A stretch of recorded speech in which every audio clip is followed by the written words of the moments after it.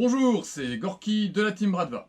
Aujourd'hui, on va se poser une question. Quand t'as que 100 balles pour te monter une AK, t'obtiens quoi? Alors effectivement, quand on est russophile et qu'on a envie de se faire plaisir, on a tendance plutôt à s'adresser à des marques prestigieuses, EL, GHK, VFC, LCT ou d'autres, et on se retrouve assez rapidement, même avec un simple kit à 250, 300, ensuite on est sur des répliques un petit peu plus prestigieuses ou des GBBR, on va pouvoir monter à 500 et plus, et on n'a pas tous les moyens ou le souhait de mettre autant pour s'acheter une réplique. Alors, Kricek, qui est un membre de la Bradva, a décidé de se coller à ce petit exercice, c'est-à-dire j'ai 100 € de budget à peu près à 3-4 € près, et j'essaye de voir ce que je peux me monter comme AK pour avoir la double efficacité que l'on attend en Airsoft. La première, c'est se faire plaisir avec un objet dont on n'aura pas honte en safe zone, qui va présenter à peu près correctement lors du briefing.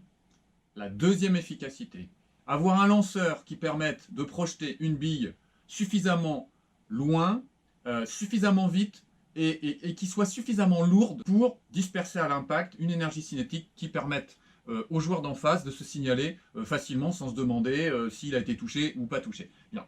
Donc, voilà un petit peu le rendu que nous avons sur le travail de Kricek. Alors, il a amorcé sur la question du premier point, à savoir de l'esthétique, un travail extrêmement léger sur l'externe. Effectivement, quand on n'a que 100 €, très rapidement, le simple achat de la réplique nous bloque sur le budget. Il a choisi une AK Sima commandé sur Taiwan Gun. Il en a eu à peu près pour 70 €. Je ne vais pas vous faire le tour à l'aimant, parce qu'il va tomber de la table. On est sur du full plastique, alliage. On est sur un objet qui est relativement fragile, mais qui du coup est extrêmement léger. Il n'a pas fait beaucoup de modifications sur l'externe, c'était pas la peine, à part un petit réducteur de son. Alors attention, on n'a rien de RS, ni en termes de composants, ni en termes d'esthétique. On est sur une réplique qui ressemble à une AK relativement courte. Mais bon, voilà, pas la peine de me dire « Ah, c'est pas RS ceci, cela », quand t'as 100 balles, tu baisses un petit peu tes exigences. Donc un petit réducteur de son à 8 €, et surtout, il a eu cette intelligence de se dire, quand on veut gommer le manque de qualité des matériaux, on pense paint job. Voilà. Donc, il nous a récupéré deux bombes dans un stock américain pour un petit peu moins de 10 balles, et il nous a fait un paint job Biton. Je vais vous montrer ce que ça donne.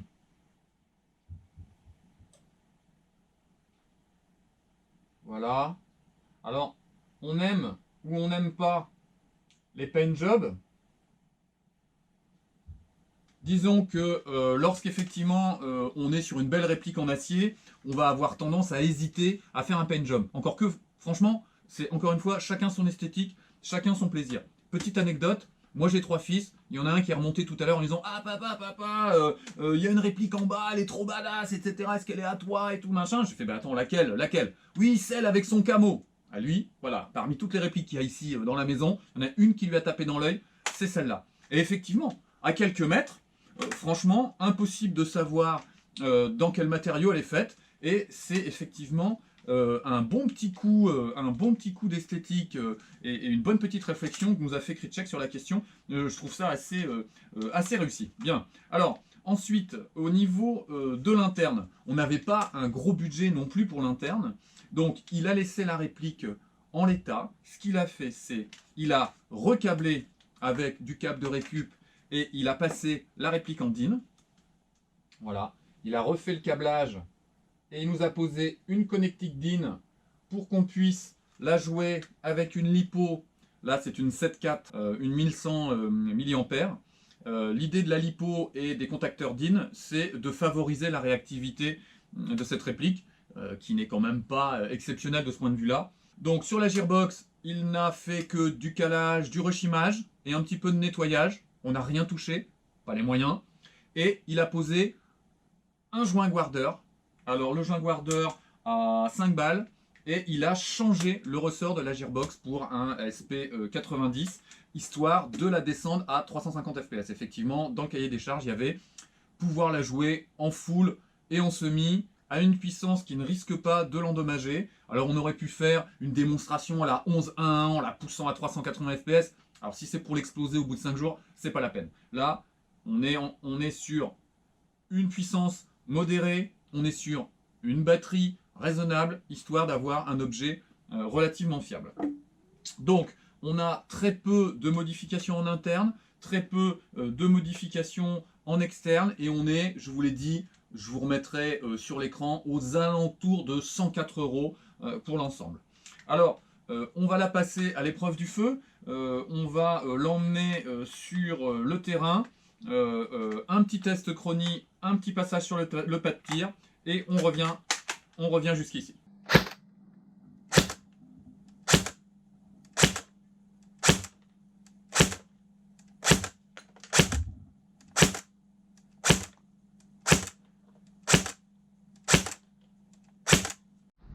Donc on fait le test de tir de la Kabeta Spetsnaz à 100 € de Krychek. Je suis à la 0,25, on a 57 mètres et je tire sur le bouclier là-bas au fond. Je suis gêné par les rafales de vent en fait qui compliquent le test.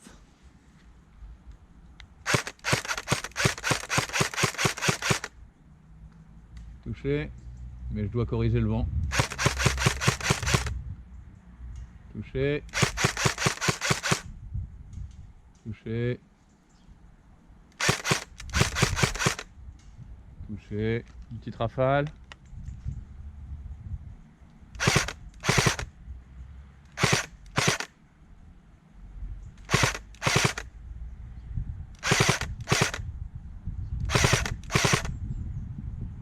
Voilà, j'arrive à peu près à toucher aussi à 57 mètres. Ça disperse un peu à gauche et à droite. Le groupement est pas terrible. Mais bon, j'ai largement la portée. Je pouvais tirer de plus loin, mais je voulais une portée vraiment efficace. Vous voyez, en semi-auto, j'arrive à prendre ma cible assez facilement. La bille est un peu lente à mon goût et pourtant on est à la 0,25. Mais je trouve que c'est pas mal pour 100 balles. Alors, on a fait le test chronie. Vous avez vu, on est sur un 350 fps bien régulier. On a une belle étanchéité. Donc ça, de ce point de vue-là, c'est une véritable satisfaction. Le test de tir, comme d'habitude, on est en extérieur, on est en conditions réelles. Effectivement, si je le fais dans un gymnase, je vais pouvoir vous dire « ouais, je prends autant, etc. » Non, là, on est à presque 60 mètres, malgré les rafales. Lui, il avait fait des tests de tir avec un bon 60, mais il est plutôt en centre-ville, dans un espace avec une cour fermée, et il pouvait faire des tests à l'abri. Moi, voilà, je suis en pleine nature, comme si j'étais en train de jouer. Voilà, avec le vent, on est à 56, 57 mètres, plutôt correct. Les billes sont un peu lentes hein, à cette distance-là. Il ne faut pas que le gars soit en train de courir. Donc j'ai l'habitude de dire que parfois il vaut mieux tirer un petit peu moins loin avec une bille un petit peu plus rapide plutôt que d'avoir un effet Matrix et planant comme ça. Néanmoins, voilà, pour moi la vitesse était à peu près correcte, c'est à peu près jouable, on va dire un bon 50 mètres, bien jouable, et sur des cibles immobiles et postées, vous allez taper des gars à 60 mètres, c'est sûr. Alors, en conclusion, eh ben, moi je trouve que quand on n'a pas forcément les moyens, ou qu'on ne veut pas investir une fortune dans une AK, eh bien on peut avoir un petit objet un peu sympa, dont on n'aura pas à rougir en safe zone et qui sera tout à fait efficace sur le field, hyper légère, bien compacte, vous voyez, avec le paint job, ben, on voit pas franchement que ça a l'air d'une Cima. Je trouve que c'est plutôt bien joué, Krychek, je te félicite pour ton travail.